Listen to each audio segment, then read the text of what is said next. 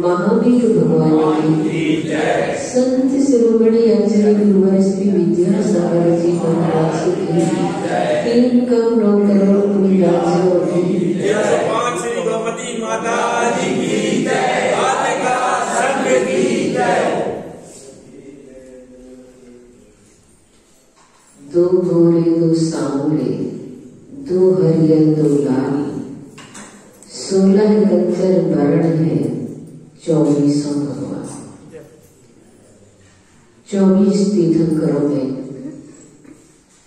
5 colour के तीर्थंकरों को हम लोग जानते हैं और नमोकार में 5 परमिष्टि को 5 कलर से जानते हैं। नमोकार मंत्र का रंग विज्ञान अपने आप में एक दिलचस्प पहलू है। किसी ने लिखा है रंग ही जीवन है।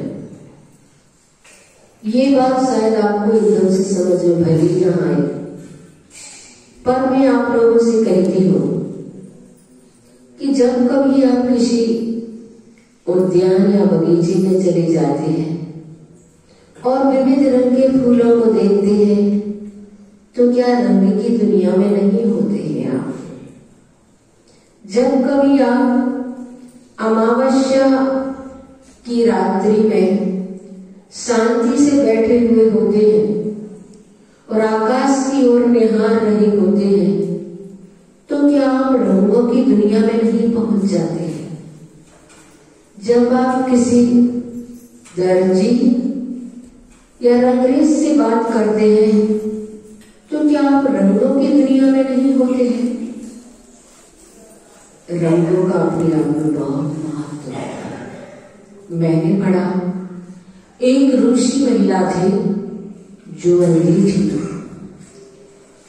और उसने अपनी हथेलियों को बहुत व्यवस्थित कर लिया था। जब कभी भी वह किसी वस्तु को छूती तो वह बराबर बता देती थी कि वह कौन से रंग की वस्तु है। इतना रंग के संबंध में उसे अनुभव था। जब कभी वह महिला किसी वस्तु पर हाथ रखती और उसे गर्माहट का एहसास होता तो वह बता देती थी कि वह लाल रंग की वस्तु है। और जब किसी वस्तु पर हाथ रखती और उसके अपने मन में प्रसन्नता का अनुभव होता तो वह कह देती थी कि ये हरे रंग की वस्तु है। और जब कभी वह महिला किसी वस्तु पर हाथ रखती और उसके मन में रुचि का अनुभव होता तो वह कह देती थी कि नीले रंग की वस्तु है। इस प्रकार से रंग हमारे जीवन में कैसे प्रभाव छोड़ती है इन्हीं के माध्यम से हम जान सकते हैं। विज्ञान के जो विद्यार्थी होते हैं उन्होंने प्रयोगशाला में देखा होगा स्पेक्ट्रम जो होता है वहां पर उसमें 7 कलर के रंग होते हैं। सूर्य में भी हमने पढ़ा है कि बैजनी नकली नाला यानी कि बैगनी जामुनी हरा नीला पीला ऐसा करके 7 रंग उसमें भी होते हैं। वैसे तो मूल रंग 3 ही होते हैं, लाल, नीला और पीला। मूल रंग 3 होते हैं, बाकी जितने हम रंग देते हैं वो देखते हैं वो सारे रंग मिक्सिंग करके बनाए जाते हैं। जैसे नीला और पीला रंग मिला दे तो हरा रंग बन जाता है। और ऐसे हरे रंग का अपना 3000 परिवार, 3000 प्रकार का परिवार है। हरे रंग भी कई प्रकार के होते हैं, सिर्फ एक हरा ही नहीं होता है, उसकी भी अपनी अलग अलग वैरायटियां हुआ करती हैं। और भी रंगों के इसी प्रकार से अपने अपने सेट्स होते हैं। तो बंधुओं, मैंने पढ़ा कि रंगों पर बहुत खोज हो रही है, विशेष अध्ययन हो रही है रंग विज्ञान को लेकर के। और पश्चिम के देशों में तो एक स्वतंत्र चिकित्सा पद्धति भी प्रारंभ हो गई है, जिसमें देखा जाता है कि रोगी के कमरे की दीवारें किस रंग की होनी चाहिए, कौन कौन से रंग उसके सामने लाए जाए, रोगी के समक्ष खाद्य सामग्री किस रंग की होनी चाहिए, रोगी की दृष्टि में आने वाले पदार्थ कैसे कैसे रंग के होने चाहिए। क्योंकि रंग हमारे मन को प्रभावित करते हैं। अगर आपको किसी ऐसे कमरे में रख दिया जाए जिसकी दीवारें हरे रंग की है, या आप किसी उद्यान बगीचे में पहुंच जाते हैं तो आपकी मनोवृत्ति एकदम से बदल जाती है। आपको अपने अंदर प्रसन्नता का अनुभव होता है और इस बात से आप बहुत जल्दी इस बात को समझ जाएंगे कि जब किसी आंखों का ऑपरेशन होता है किसी व्यक्ति के, तो उसके लिए जो पट्टी लगाई जाती है आंखों पर, वो हरे रंग की ही क्यों लगाई जाती है, काले नीले पीले रंग की क्यों नहीं लगाई जाती। तो रंग अपना प्रभाव छोड़ते हैं और ये हमारे मन शरीर पर भी प्रभाव डालते हैं। इसे हम नमोकार मंत्र से जोड़ेंगे। अभी तो हम आपको ये बताना चाहते हैं, हरा, लाल, नीला, काला, ये रंग क्रमशः आह्लादकता, दाहकता, उच्चता और अवशोषकता के प्रतीक माने गए। हरा रंग आह्लादकता यानी कि प्रसन्नता का, इसलिए रंग बहुत ताजगी प्रदान करने वाले होते हैं, तो रंग बहुत मनहूस भी हुआ करते हैं। इसलिए कहा है कि रंग को विटामिन से ज्यादा महत्व का माना गया है। रंग हमारे जीवन में एक प्रकार से विटामिन का काम करते हैं। हाँ, स्वास्थ्य के लिए भी रंगों की चिकित्सा पद्धति जो मैंने आपको बताई, उसे हम नमोकार मंत्र से भी जोड़े। और नमोकार मंत्र में पंच परमेष्टि जो हुआ करती है, पंच परमेष्टि में अरहंत भगवान को सिद्ध रंग, सफेद रंग से हम स्मरण करते हैं और सिद्ध भगवान को लाल रंग से स्मरण करते हैं। आचार्य परमेष्टि को पील या पीला रंग, उपाध्याय परमेष्टि का नील या नीला रंग, साधु परमेष्टि का श्याम या काला वर्ण स्मरण करती है।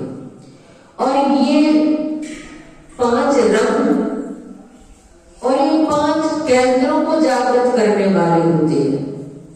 अरहंत भगवान का सफेद वर्ण हमारे ज्ञान केंद्र को बताता है। सिद्ध भगवान का लाल रंग दर्शन केंद्र को बताने वाला होता है। आचार्य परमेष्टि का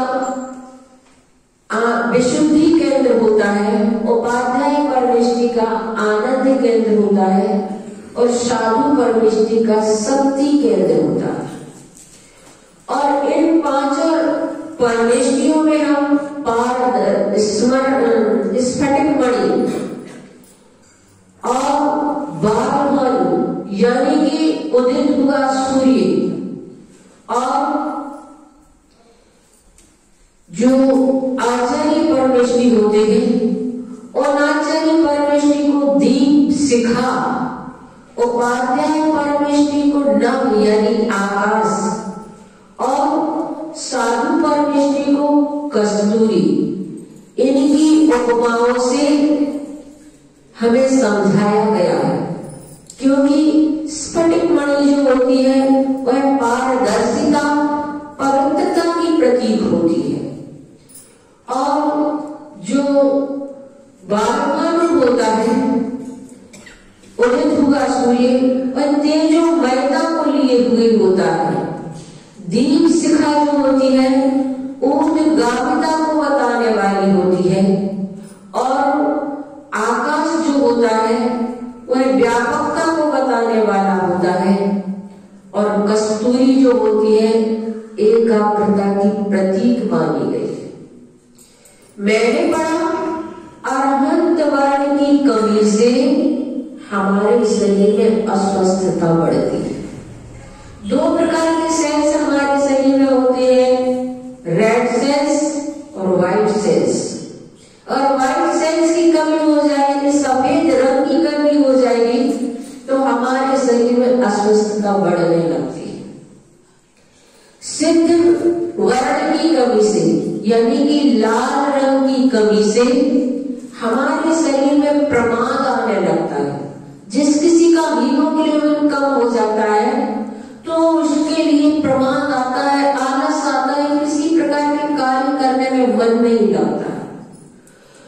और आचार्य वर्ण की कमी से ज्ञान तंतु कमजोर होते हैं। उपाध्याय वर्ण की कमी से हमारे अंदर प्रतिरोध शक्ति क्षीण होती है और साधु वर्ण की कमी से सहन शक्ति की क्षीणता आती है। इसलिए जब भी हम नमो अरिहंतारम कहते हैं, नमो अरिहंतारम का जैसे ही हम उच्चारण करते हैं तो सफेद रंग की स्फटिक की मूर्ति जैसे आप लोगों ने चांदखेड़ी में देखी थी या कि जैसे सिद्धार्थन में जो सफेद स्फटिक की मूर्ति है, ऐसी मूर्ति को आप अपने ज्ञान केंद्र पर दो भ्रमटियों के बीच में जो स्थान होता है उसे ज्ञान केंद्र बोलते हैं। उस पर आप अरहंत परमेष्टि का स्मरण करें। नमो अरिहंतारम, नमो अरिहंतारम ऐसा आप अगर जाप करते रहेंगे तो आपको अपने जीवन में स्वस्थता का अनुभव होगा। और अरहंत परमेष्टि को, अरहंत परमेष्टि का जो स्वरूप है 46 मूल गुण से सहित, 46 मूल गुण में विशेष अरहंत परमेष्टि की पहचान हम उनके 8 प्रातिहार्यों से समझते हैं।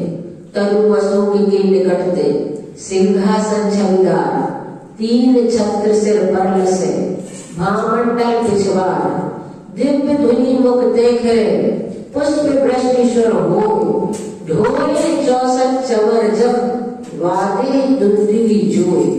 ऐसे 8 प्रातिहार्य अरहंत भगवान के हैं, सफेद कलर में है। जैसे कि आपने कुंडलपुर में समूशरण मंदिर देखा होगा, तालाब के सामने जो सफेद समूशरण है उसमें पूरी प्रतिमाएं सफेद कलर की है। पूरे समूशरण को अपने आज्ञा चक्र पर स्मरण करें और नमो अरिहंतारम का स्मरण करें। आपके अंदर बहुत बहुत स्वस्थता का अनुभव आप महसूस करेंगे। और सिद्ध भगवान को जब भी आप स्मरण करते हैं, नमो सिद्धारम जब आप बोलते हैं तो सिद्ध परमेष्टि को स्मरण करते हुए बालाग्र पर यानी सिर के अग्रभाग पर उदित हुए सूर्य को स्मरण। उदित हुए सूर्य का रंग जो होता है सिंदूरी रंग का होता है। लाल रंग में सिंदूरी रंग जैसा होता है, ऐसे ही वाम में हम सिद्ध परमेष्टि को स्मरण करें। अगर आपके शरीर में हीमोग्लोबिन की कमी हो तो उसकी पूर्ति उससे होती है, लेकिन उसे ज्यादा उसका स्मरण नहीं करते हैं लाल रंग का, क्योंकि फिर उसमें हमें वह दाहकता को भी पैदा करने वाला होता है। इसलिए इसमें हमें संतुलन बनाना होता है कि हमारे शरीर में कौन से वर्ण की कमी है, उसका उतने रूप में हम उन्हें स्मरण करते हैं।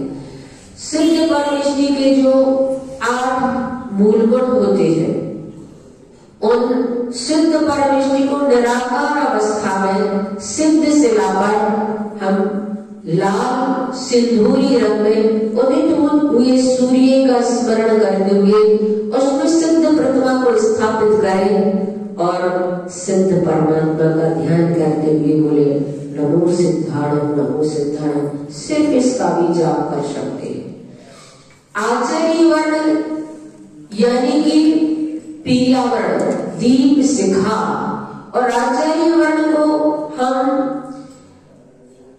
जो हमारा विशुद्धि केंद्र है, विशुद्धि केंद्र गले में, कंठ में, दीप शिखा यानी दीपक की जो लौ होती है, ऐसे पीले रंग में उसकी लौ में हम अपने आचार्य भगवान को स्मरण करें।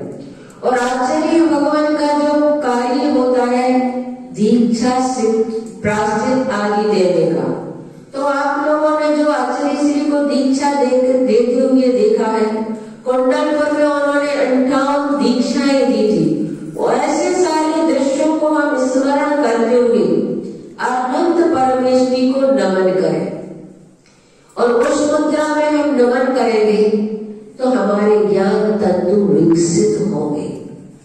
इसलिए बच्चों के लिए भी जब कभी हमें लगता है कि उसकी बुद्धि कमजोर हो रही है, तो हम आचार्य परमेष्टि की आराधना के लिए पीले वर्ण में दीप शिखा से कंठ भाग में अनंत परमेष्टि को स्मरण करते हुए उसका जाप करने के लिए बताएं।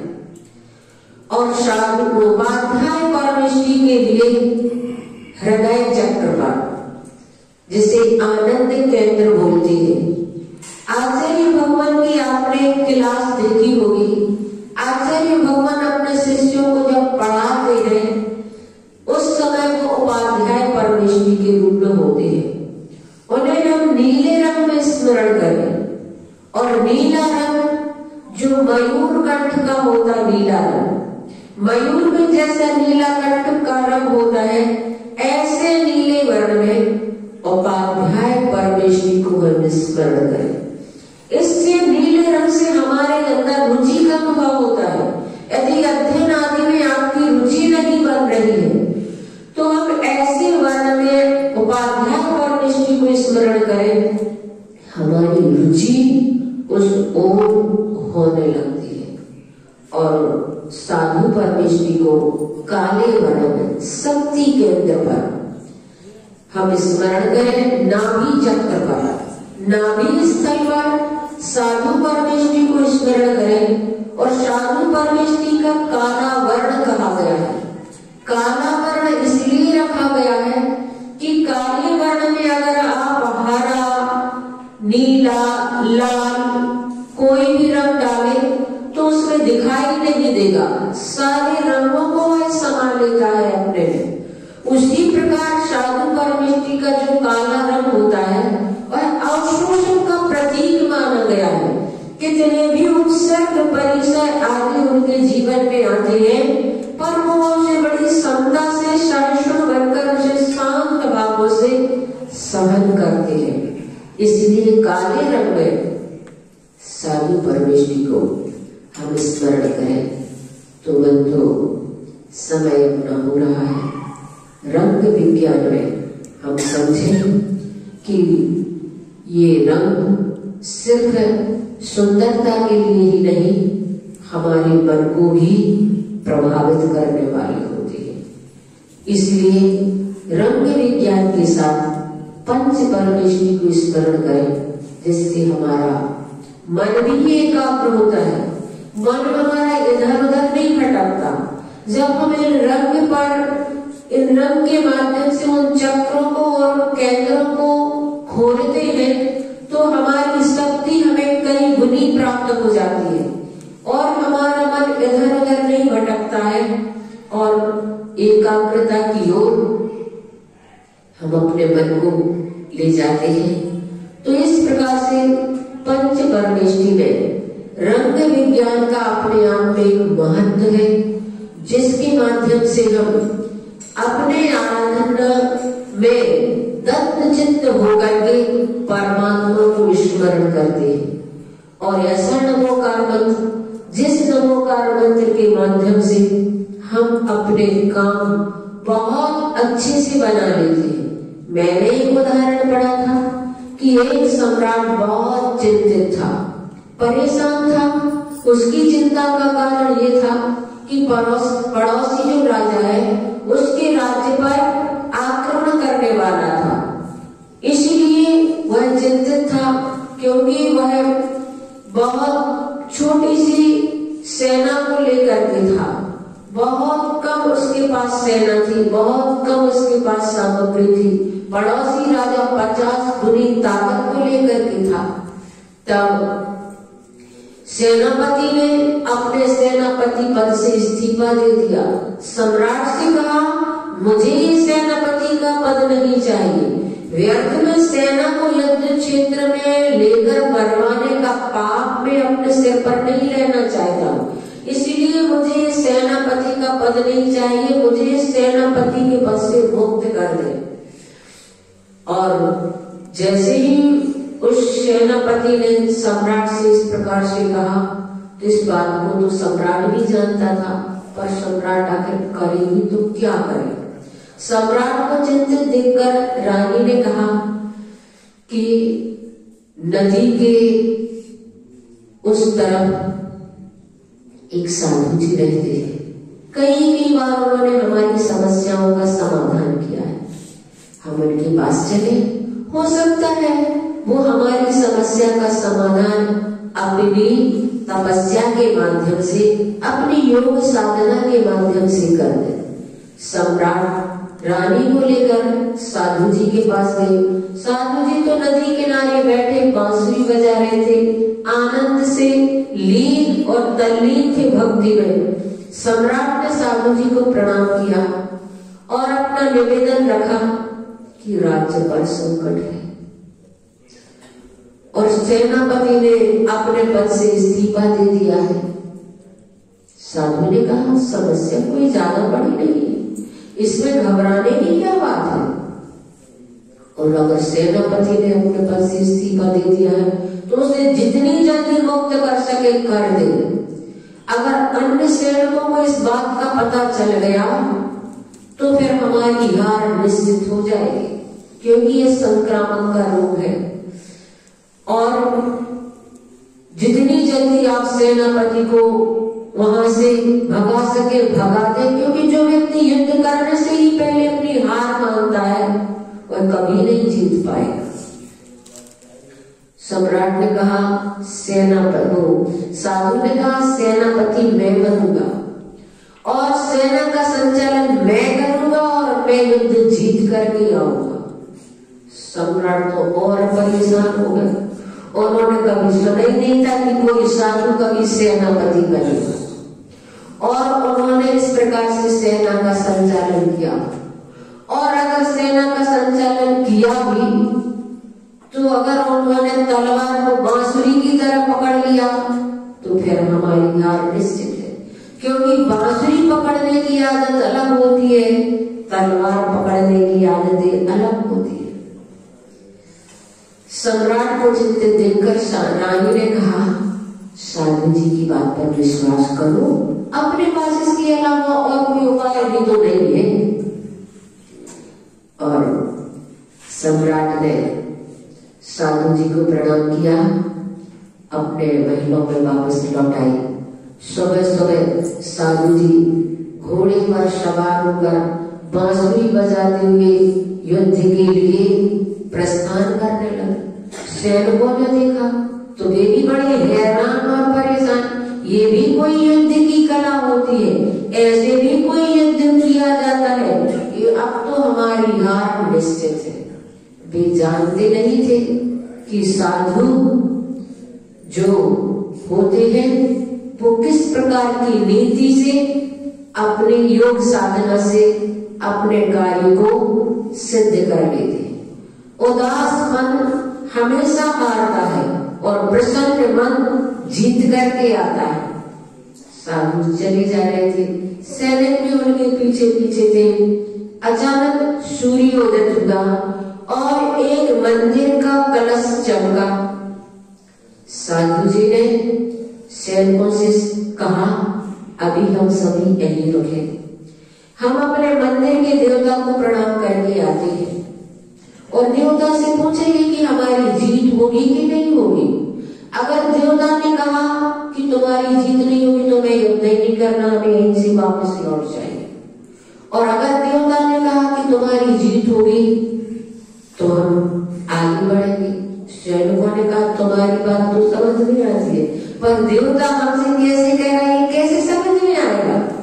उन्होंने कहा, तुम सब चलो मेरे साथ। और साधु जी सबको लेकर के मंदिर में पहुंचे और परमात्मा के सामने खड़े हुए, झोली में से एक सिक्का निकाला और प्रार्थना की कि हे मेरे आराध्य देवता, अगर मेरी जीत हो तो सिक्का सीधा गिरा देना, मैं समझ जाऊंगा कि आप मेरी जीत के लिए कह रहे हैं, फिर मुझे दुनिया में किसी का डर नहीं है। और अगर सिक्का उल्टा गिरा तो हम वापस लौट जाएंगे। और ऐसा संकल्प करके साधु जी ने सिक्का ऊपर आसमान में उछाला। सारे के सारे सैनिकों की धड़कनें रुक गई थी, क्योंकि उनके जीवन और मरण का सवाल था। और जैसे ही सिक्का नीचे गिरा के सारे लोग खुशी से उछल गए, क्योंकि सिक्का सीधा गिरा। साधु ने कहा, अब हमारी जीत निश्चित है, अब हमें किसी का भय ही नहीं है और हम अब युद्ध करने के लिए जाएंगे। उसी मंदिर में पड़ोसी जो राजा था उसका सेनापति भी था। उसने देख लिया कि देवता ने इनकी जीत के लिए कहा है, तो हमारी तो हार निश्चित है, क्योंकि देवता का वचन अन्यथा नहीं होता, हमें युद्ध ही नहीं करना। तो वो युद्ध किए बिना ही अपनी सेना को वापस ले गए। साधु जी ने जीत हासिल कर ली। सभी सैनिक कहने लगे, देवता ने हमें जीत दिलाई है, हम देवता को धन्यवाद दे ले। साधु जी कहने लगे, छोड़ो ये बात, कोई देवता ने जीत हासिल नहीं कराई, देना है धन्यवाद तो मुझे दो, मेरे सिक्के को दो। तो उन्होंने कहा, ये तो स्पष्ट है, अभी अभी तो आपने कहा था। तो साधु जी ने कहा, इस रहस्य को तुम समझे ही नहीं हो। तो उन्होंने कहा, बात क्या है? उन्होंने सिक्का दिखाया तो सिक्का उल्टा था ही नहीं, दोनों तरफ से सीधे। तो साधु जी ने अपनी युक्ति के माध्यम से जिस प्रकार से इतनी बड़ी सेना से जीत हासिल करा दी, उसी प्रकार पंच नमस्कार मंत्र में हम अपनी आराधना के माध्यम से कर्मों से जीत जाते हैं और वास्तव में आत्मा की विजय हो जाती है। इसलिए बंधु, हम अपने पंच परमेष्टि की आराधना बड़ी ही श्रद्धा और आस्था के साथ करें, क्योंकि मैंने पढ़ा कि हम पत्थर की मूर्ति को नमन करके भगवान बना लेते हैं, पत्थर की मूर्ति को नमन करके भगवान बना लेते हैं, करते हैं सुबह शाम नमन, मन में कई अरमान सजा लेते हैं। जब हमारे जीवन में आती है कई मुश्किलें, तो वही पत्थर की मूर्ति हमारी उन मुश्किलों को आसान बना देती है, वही पत्थर की मूर्ति हमारी उन मुश्किलों को आसान बना देती है। तो आप इस रंग विज्ञान से जुड़े और अपने परमात्मा को बड़ी ही उपयोग पूर्वक स्मरण करें। 2 पंक्तियों के साथ मैं अपनी वाणी को विराम दूंगी। पंकज बने मुक्ता बने नसी, दीप बने जलते रहे, प्रभु पद पद्म सभी। अहिंसा परमो